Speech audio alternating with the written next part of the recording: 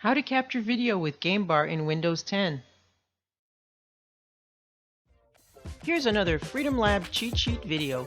Quick and simple step-by-step instructions for online business tech. If you want to attend a webinar but can't, or want to watch an online video that you can't download, you can use Xbox Game Bar to record it. This is a suite of gaming tools that's part of Windows 10.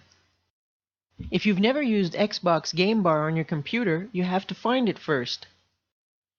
Go to the magnifying glass on the taskbar and start typing Game. When Xbox Game Bar appears, click Open. If you've never used it before, you should get a welcome screen like this. The left uppermost menu is the important one we use for recording. And you can close the elements that you won't use. Below you have browser audio settings, and you can find everything in the settings menu at the top. Anytime you want to use Game Bar again, just hit the Windows and G key at the same time to start it. Now go to the video you want to record.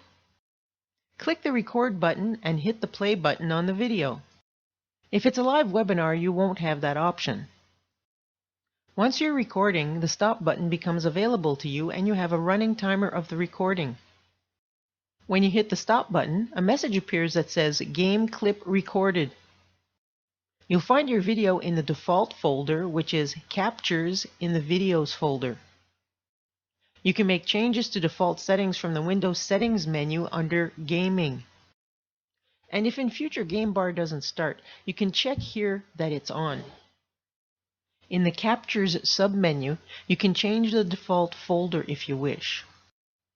And the standard maximum recording length is 2 hours, which is plenty, but you can go up to 4 hours.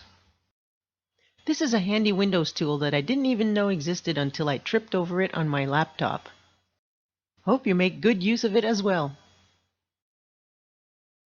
Wishing you all the best in your online venture adventures. I'm Marie Watkins with Freedom Lab.